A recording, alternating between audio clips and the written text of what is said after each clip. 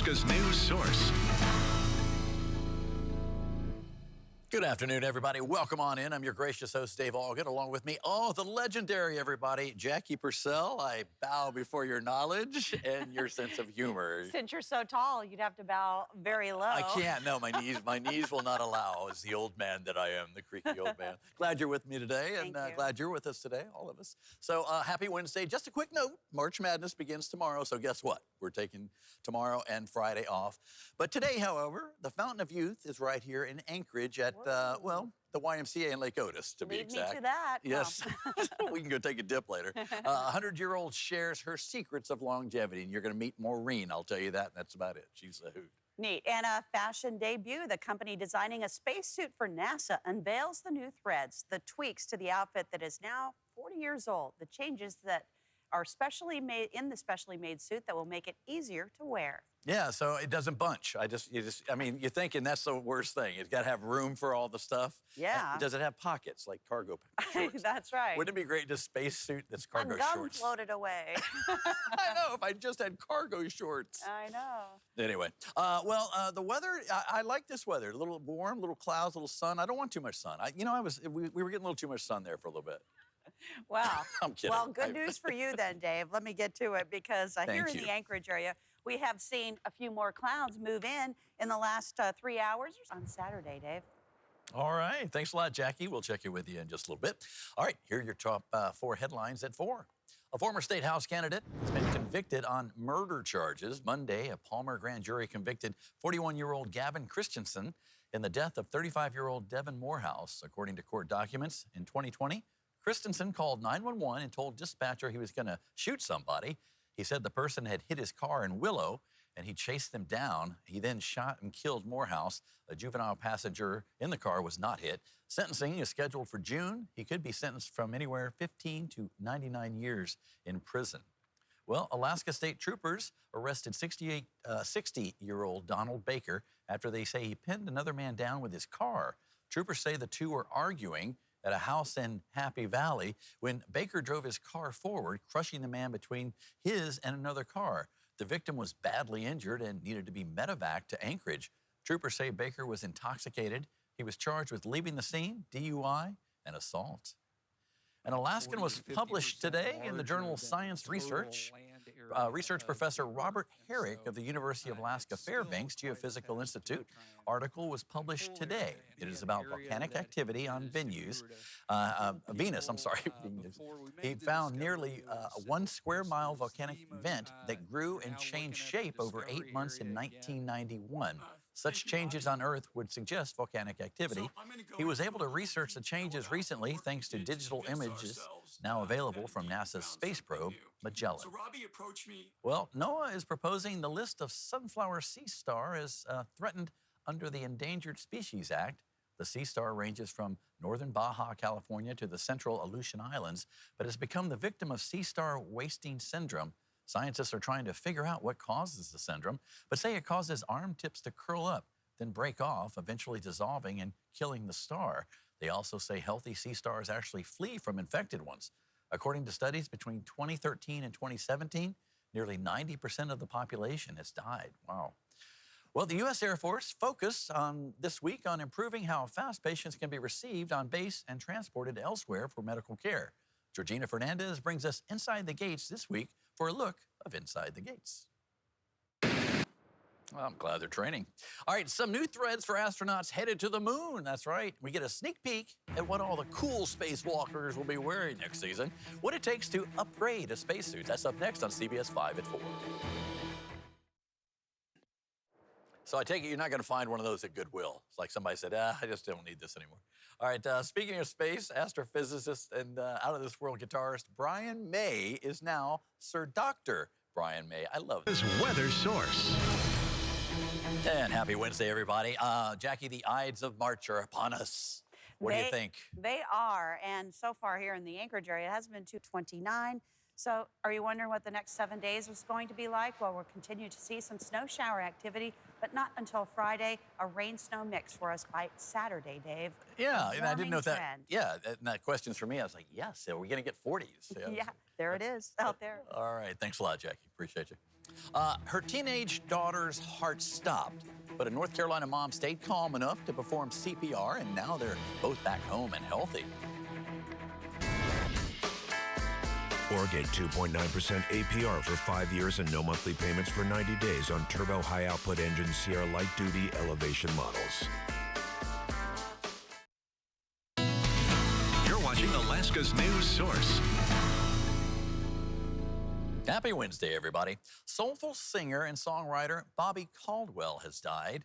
He was 71 years old. His wife, Mary, says she was holding him when he died at their New Jersey home. No cause of death was given. Caldwell is known for R&B hits like What Would You Do for Love and Open Your Eyes. Throughout his lengthy career, he released more than a dozen albums. Time to check in with the Iditarod. All of the top 10 mushers have crossed the finish line, and it led to some memorable moments.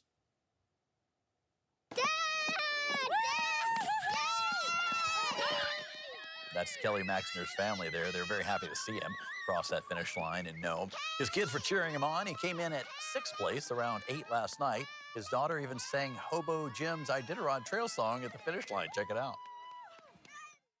Like, give me a good and give me a dog, and sled that's built so fine, and let me rest this milestone on 1049. And when I get back to my home, hey, I can tell my tale. I did all trail. I did all trail. I did all trail. Cute's a great word. We need a better word for that. That was very cute-ish. Very cute. All right, and here's the race times for those leaders. Rookie Hunter Keefe took 11th. He made it into Nome around 2:30 this afternoon, and mushers are trickling into Nome every few hours right now, so we'll have those for you. We may have a 2023 winner, but the Iditarod is not over until the last team crosses the finish line and claims that Red Lantern Award. Veteran musher Eric Kelly was holding the position this morning, but he scratched from the race at the Shackletulik checkpoint. He said it was in his best interest of his team. He had 10 dogs in harness, and they are all in good health, he reports. And stick with Alaska's news source. We'll be updating our live online blog as the race continues. That's on alaskasnewssource.com. Check it out. All right, Jackie's in the Weather Center, checking on both our weather and in the lower 48, where it has been rough for residents. Jackie? That's right.